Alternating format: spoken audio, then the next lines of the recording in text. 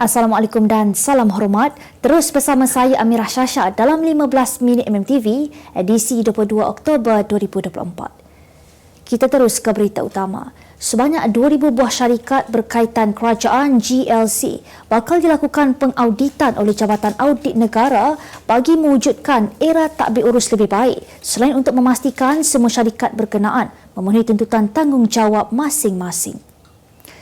Perdana Menteri Datuk Seri Anwar Ibrahim berkata, langkah itu juga selari dengan hasrat untuk memastikan syarikat kerajaan diurus mengikut mandat sebenar khususnya demi kesejahteraan ekonomi rakyat.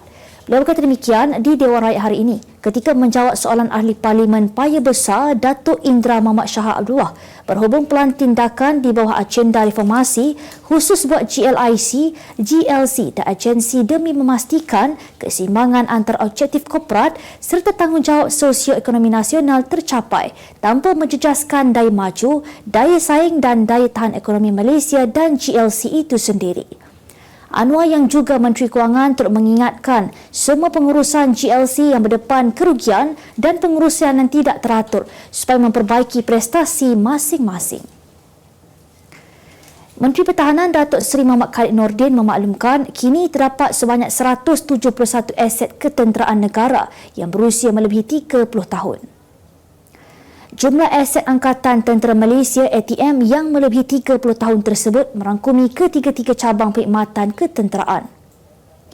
Menurutnya jumlah itu membabitkan 108 unit bagi tentera darat, 29 unit tentera udara Diraja Malaysia dan 34 unit tentera laut Diraja Malaysia.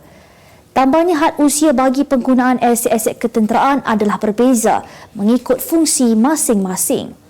Dalam perkembangan lain, Muhammad Khalid turut menjelaskan laporan lengkap mengenai punca kemalangan dan jumlah kerugian yang dihadapi selepas kapal diraja KD Pendeka milik TLDM yang tenggelam pada 25 Ogos lalu hanya boleh ditentukan setelah siasatan rapi selesai.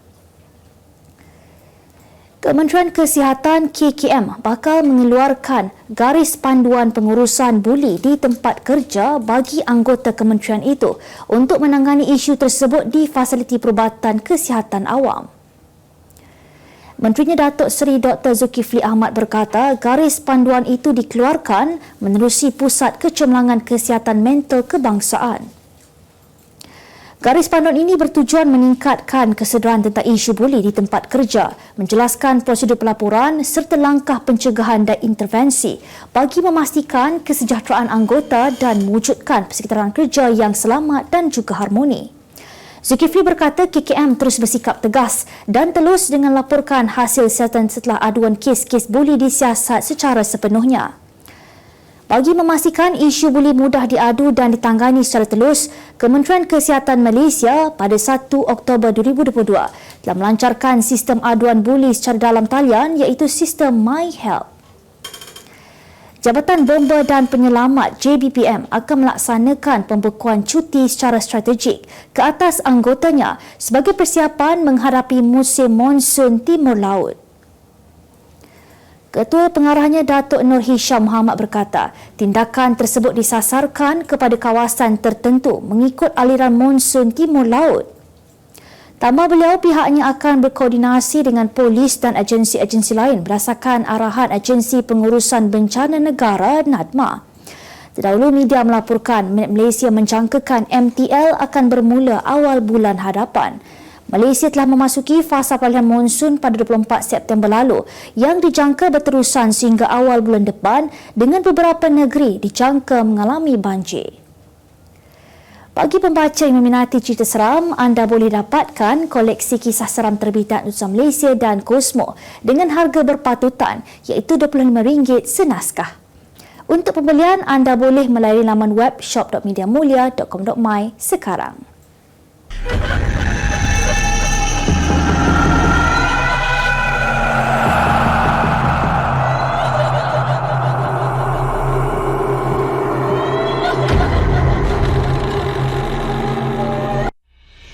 Utusan Malaysia dan Kosmo melancarkan satu lagi produk terbaru. Apa yang ada dalam Iklaneka? Ia adalah platform yang tepat dan efektif untuk mengiklan antaranya pelbagai jenis notis, cautan kosong, hartanah, tender, kenderaan, mencari wali atau waris dan pelbagai lagi. Apa yang anda cari? Semuanya ada di sini. 2 dalam 1. Layari iklaneka.utusan.com.my. Kita kembali lagi, berita seterusnya. Seorang juru elektrik mengaku tidak bersalah di Mahkamah Majistret Georgetown hari ini atas 2 pertuduhan iaitu menumbuk cermin sebuah kereta serta menumbuk muka seorang lelaki pada 12 September dan 17 Oktober yang lalu. Tertuduh Muhammad Hafiz Abidin, 38 tahun, mengaku tidak bersalah selepas 2 pertuduhan tersebut dibacakan secara berasingan di depan Majistret Nadratun Naim Muhammad Saidi. Muhammad Hafiz juga diarahkan untuk segera dibawa keluar daripada mahkamah selepas dia didapati mengeluarkan kata-kata kesat dan mengganggu prosiding mahkamah dengan membuat bising. Mengikut pertuduhan pertama, Muhammad Hafiz didakwa telah melakukan perbuatan khianat dengan menumbuk cermin sehingga retak sebuah kereta jenis Honda BRV sehingga mengakibatkan pemiliknya mengalami kerugian sebanyak RM1,570.50. Sementara itu, bagi pertuduhan kedua, Muhammad Hafiz didakwa mendatangkan kecederaan kepada seorang lelaki berusia 35 tahun dengan cara menumbuk mangsa di bahagian muka lelaki berkenaan. Majistret kemudian menetapkan jaminan berjumlah RM10,000 bagi kedua pertuduhan dengan seorang penjamin serta tertuduh tidak dibenarkan mengganggu saksi sepanjang kes berlangsung. Mahkamah juga menetapkan sebutan semula kes pada 21 November depan. Sebagai ibu, saya ingin melihat anak saya membesar depan mata. Itu jawapan pelakon popular Mira Filzah yang sudah berfikir semasak-masaknya sebelum membuat keputusan untuk kembali aktif berlakon. Justru keinginan pemilik nama sebenar Nur Amira Filzah Badiuzzzaman 31 tahun tersebut untuk pulang ke dalam bidang yang dicintainya masih menebal. Mira bagaimanapun maklum, sebagai seorang ibu dan isteri, dia perlu akur terhadap had dan kekangan sedia ada. Namun keadaan itu tidak sedikit pun menghalang dirinya untuk kembali berlakon. Pelakon hikayat bawang putih bawang merah itu mendirikan rumah tangga dengan Wan Emir Asta Wan Muhammad Khair pada 2020 dan dikurniakan seorang cahaya mata Wan He Amir yang kini sudah berusia 2 tahun. Tahun lalu, Mira memutuskan untuk kembali berlakon selepas anaknya memasuki usia 8 bulan.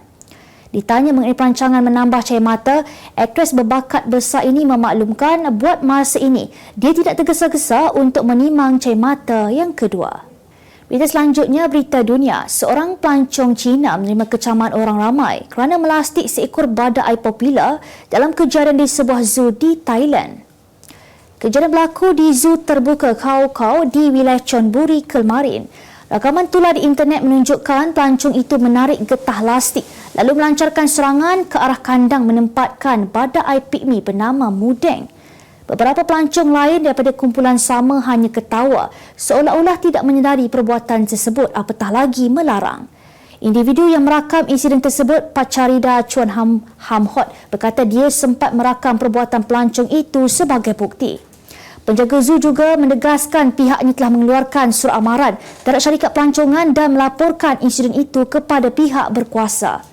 Disebabkan kejadian itu, Zoo Khao Khao bertindak mengharamkan penggunaan lastik di kawasan berkenaan. Penduduk United Kingdom digesa tidak membeli bakal kucing buli baru tidak berbulu kerana haiwan itu terdedah kepada masalah kesihatan yang serius. Kucing itu pertama kali dibiarkan di Amerika Syarikat dan mendapat pengikut yang ramai di media sosial sebelum dibawa ke UK. Bakal tersebut tidak mempunyai bulu dan memiliki kaki pendek seperti anjing buli XL yang kini telah diharamkan. Kucing buli mempunyai masalah kepekaan kulit pada cahaya matahari dan pernafasan manakala pergerakannya tidak selincah kucing lain selain jangka hayatnya juga lebih pendek. Pakar tingkah laku haiwan University Queen's di Belfast, Dr. Grace Carroll meminta orang ramai untuk mempertimbangkan dengan teliti sebelum membeli kucing buli. Kemas kini pengetahuan anda tentang isu ekonomi dan pasaran. Merangkumi sektor hartanah, perniagaan, keuangan, komoditi, IKS, halal niaga dan dunia korporat. Sentiasa ikuti perkembangan ekonomi semasa di dalam dan luar negara. Semua informasi terkini hanya di hujung jari. Dapatkan edisi ringgit setiap Isnin hanya di Akhbar Utusan Malaysia.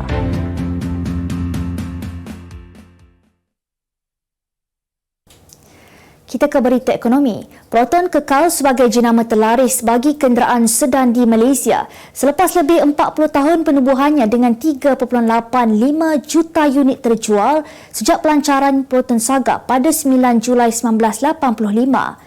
Pembuat kereta nasional berkata Proton S70 yang dilancarkan pada November tahun lalu menjadi pilihan utama dalam kategori sedan segmen C dengan jumlah jualan mencecah 14,877 unit dari awal tahun sehingga September yang lalu. Katanya lagi, jualan keseluruhan telah mengatasi pesaing lain dalam kategori yang sama dengan purata 1,640 unit terjual sebulan sejak Januari tahun ini. Jelasnya lagi, model ini mendahului jualan dalam segmennya dengan 3 negeri teratas iaitu Selangor, Johor dan Pulau Pinang. Sedang keluaran Proton dibina oleh ikon-ikon negara seperti Proton Saga, Proton Wira dan Proton Wajah yang pernah digunakan sebagai kereta polis di Humberside County, United Kingdom, 2 generasi Proton Persona, Proton Previa dan kini tambahan terbaru dalam keluarga sedan iaitu Proton S70. Menteri Ekonomi Rafizi Ramli akan mengadakan lawatan kerja ke Kazan, Rusia pada 23 Oktober ini bersempena dengan sidang kemuncak BRICS Outreach BRIC Plus. Menurut beliau, sidang kemuncak bertemakan BRICS dan Selatan Global bersama-sama membangun dunia yang lebih baik. Itu diadakan susulan sidang kemuncak BRICS ke-16. Menerusi kenyataan di Facebooknya hari ini, persidangan itu menghimpunkan ketua negara dan kerajaan serta menteri-menteri daripada 9 negara anggota BRICS bersama-sama wakil-wakil daripada 20 negara jemputan bukan BRICS. Rafizi dijadualkan menyampaikan kenyataan negara pada 24 Oktober depan dan menerusi penglibatan aktif dalam sidang kemuncak tersebut, Malaysia dapat mengukuhkan komitmen untuk memperdalam hubungan dengan negara-negara BRICS serta menghadapi lanskap ekonomi global yang kompleks dengan penuh ketahanan. Kita ke berita sukan. Kerajaan Sabah membuat keputusan menarik diri daripada menjadi pengelola secara bersama Sukan C 2027. Menteri Belia dan Sukan Hannah Yeoh berkata, tindakan tersebut adalah kerana kerajaan negeri itu kekurangan kemudahan yang bersesuaian meskipun pada peringkat awal bersetuju dengan peruntukan sebanyak 100 juta ringgit bagi pengelolaan secara bersama. Selain daripada itu, kementerian akan mengadakan perbincangan lanjut dengan pihak swasta dan korporat bagi mendapatkan penajaan dalam bentuk wang tunai serta barangan. Hannah berkata ketika ini kementerian sedang dalam proses menubuhkan jawatankuasa pengelola dan Sekretariat Sukan C 2007 melalui perbincangan dengan Majlis Olimpik Malaysia, Majlis Paralimpik Malaysia, pelbagai kementerian berkaitan dan kerajaan negeri. Pada 28 Ogos lalu, kerajaan telah meluluskan cadangan untuk Malaysia menjadi tuan rumah Tamasya Sukan C dan Sukan Para ASEAN 2027. Pemain beregu wanita negara Eng Si Huan yang berdepan kejuruan ngeri terkehil lutut dalam separuh akhir kejohanan badminton Malaysia Super 100 pada Sabtu lalu memohon bantuan kewangan untuk menjalani pembedahan.